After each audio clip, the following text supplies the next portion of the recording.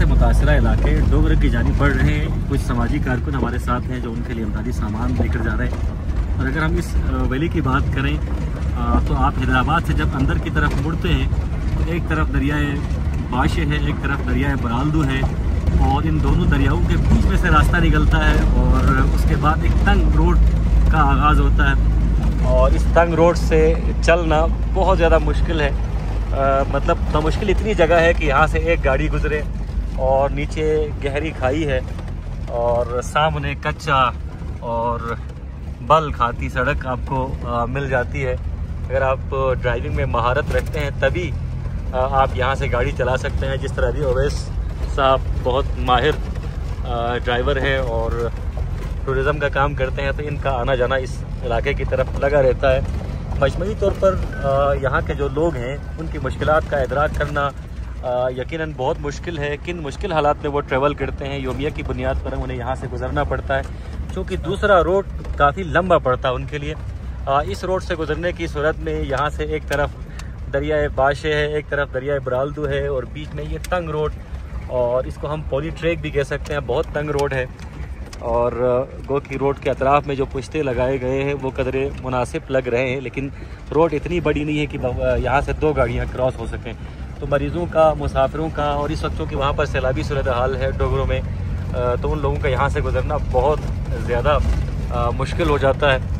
और आप इस वक्त स्क्रीन पर जो मनाजिर देख रहे हैं इसको देखकर अंदाज़ा कर लीजिएगा कि ये कितना ख़तरनाक, और एडवेंचर लवर्स के लिए तो ये रोड अच्छा है, लेकिन जो आम आवाम है, आम शहरी हैं, उन्हें एडवेंचर से कोई लेना देना नहीं होता। उन्हें तो एक बेहतर ज़िंदगी चाहिए होती है, बेहतर सफरी सहूलियात उन्हें दरकार होती हैं। योमिया की बुनियाद पर, रूटीन की बुनियाद पर वो यहाँ से चल रहे होते हैं और जान हथेली पर रख कर आपको यहाँ से चलना पड़ता है। सामने आपको शिगर का नवाही इलाका थोरगो दिखाई दे रहा है और उसके बाद आगे डोगरों का इलाका आता है जो सैलाब से बहुत ज़्यादा मुतासिर हुआ है। तो यहाँ पर जो मुकामी अफराद हैं शिगर के, उनसे भी हम साथ साथ गुफ्तगू करते हैं, क्योंकि वो इस रोड पर ट्रैवल करते रहते हैं। ज़हीर शिगरी इस वक्त हमारे साथ मौजूद है। अच्छा ज़हीर, बताइएगा इस रोड के मुताल्लिक़, और चूँकि आप लोग इस रोड पर सफ़र करते रहते हैं तो कितना मुश्किल होता है इस रोड पर सफ़र? जी अंजुम भाई, ये रोड जो है ना, ये सीजनल रोड है। इवन समर में अगर हम इस पर ट्रेवल करें तो यकीन जाने हम मौत की तरफ जो है ना मूव कर रहे होते हैं। स्पेशली यहाँ पे जो बलाई इलाके हैं जिसमें डोगरो है, बाशी वैली है, MSL, BCL, उनकी वहाँ के मकीने जो है ना, जब इनके साथ इमरजेंसी कोई मेडिकल इश्यूज़ होता है, हेल्थ इश्यूज़ होता है, तो इस टाइम इस रोड पे जो है ना सफ़र करना यानी कि मौत को दावत देने की मुतरादिफ है। बिल्कुल सही कहा ज़हीर ने, मौत को दावत देने के मुतरादिफ है। और ख़ास तौर पर जब यहाँ पर अगर जाड़े का मौसम हो, बारिश का मौसम हो, तो स्लाइडिंग के भी बहुत ज़्यादा ख़तरात हैं। और जिस तरह मैंने पहले कहा कि आम ड्राइवर्स के, मुझ जैसे जो स्ट्रेनिंग ड्राइवर्स हैं, उनकी बस की बात नहीं है कि वो इस रोड पर सफ़र करें। अवैस से हम जानने की कोशिश करते हैं कि ये कैसा एक्सपीरियंस था इनका और कितना मुश्किल है इस रोड पर ड्राइव करना। जी भाई, सिंगल रोड है जैसे कि हम देख रहे हैं, इसमें 1% भी गलती की गुंजाइश नहीं। हम तो कभी कभार आते हैं यहाँ पे, साल में 1 दफ़ा या 2 साल में 1 दफ़ा, लेकिन जो रेगुलर गाड़ी जाती है लोड के साथ, फैमिलीज़ को लेके, सामान लेके जाते हैं, उनके लिए तो ये बहुत ज़्यादा मुश्किल है, ये तो बहुत ज़्यादा रिस्की है। तो आई थिंक इस रोड को बड़ा करना चाहिए, इसको बनाना चाहिए और इसको सेफ बनाना चाहिए। बिल्कुल सही, जायज़ मुतालिबा है और हमारा भी यही मुतालिबा होगा हुक्काम बाला से, जो ज़िम्मेदार इदारे हैं, कि काइंडली इस रोड की हालत पर तरस खाएँ, यहाँ के मकीनों पर तरस खाएँ, इसको कम से कम थोड़ा सा वाइड किया जाए। इस तरह ज़हीर बता रहे थे कि ये सीजनल रोड है और अब गालिबन जो शिगर का नवाही इलाका है थोरगो, उसका आगाज़ हो चुका है। और साथ साथ चूँकि आगे डोगरों की अगर हम बात करें तो डोगरों में सूरत हाल इंतहाई अबतर है और मुकामी अफराद इस वक्त सैलाबी सूरत हाल सह रहे हैं। वहाँ पर लैंड स्लाइडिंग हुई है, मुतअद्दिद घर दब चुके हैं और गिलगित बल्तिस्तान में इस वक्त मौसमियाती तब्दीलियों के जो असरात हैं, भयानक असरात हैं, वो खुल कर सामने आ रहे हैं। और यकीनन इस हवाले से भी हमें सोचना पड़ेगा।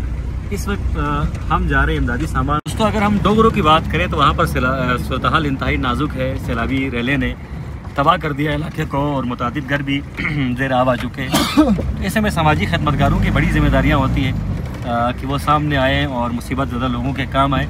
आसिफ अशूर इस वक्त हमारे साथ मौजूद है जो इस ड्राइव को लीड कर रहे हैं, जो रिलीफ ड्राइव है। मुख्तलिफ दोस्त हैं, इनके अहबाब हैं जो इनके साथ इस वक्त राब्ते में हैं। तो मुतासरा इलाके में इस वक्त सूरत हाल क्या है, हम खुद भी जा रहे हैं, बराह रास्त हम खुद भी देखेंगे।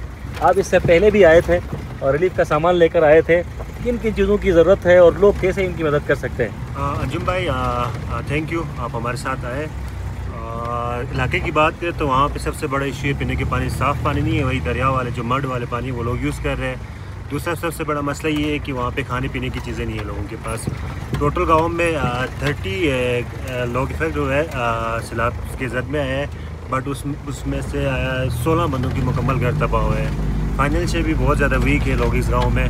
तो आप फूड की शक्ल में, इवन कि आप वाटर बोटल्स की शक्ल में, या आप पैसे बेच के इमदाद कर सकते हैं। जी बहुत शुक्रगुजार हो जी, बहुत शुक्रगुजार हूँ। ख़ास तौर वो तमाम लोग जो गिलगित बल्तिस्तान को देखने आते हैं, गिलगित बल्तिस्तान की खूबसूरती की तारीफ़ करते हैं। अब उन पर भी बड़ी जिम्मेदारियाँ आयद होती हैं। खूबसूरत इलाके के लोगों की मुश्किलात इस वक्त बहुत ज़्यादा है। जिस तरह भी आसिफ ने बताया कि जो डुगरो का इलाका है वो बहुत ज़्यादा मुतासर हुआ है। 30 के करीब घराने जो है ना वो जुज़वी तौर पर मुतासर हुए हैं। 16 के करीब घर जो है मुकम्मल तौर पर तबाह हो चुके हैं और उनके लिए फूड आइटम्स, पानी का हसूल बहुत ज़्यादा मुश्किल हो चुका है। क्योंकि इस रूट से उन्होंने गुजर कर जाना है, तो आप खुद अंदाज़ा करें कि उनकी मुश्किलात कितनी ज़्यादा हैं। तो ऐसे में आप सबको और मुझे, हमारे दोस्तों को, आपके दोस्तों को आगे आना चाहिए, मुसीबत में गिरे लोगों की मदद करनी चाहिए, क्योंकि ज़िंदगी का असल मकसद भी दूसरों के काम आना है।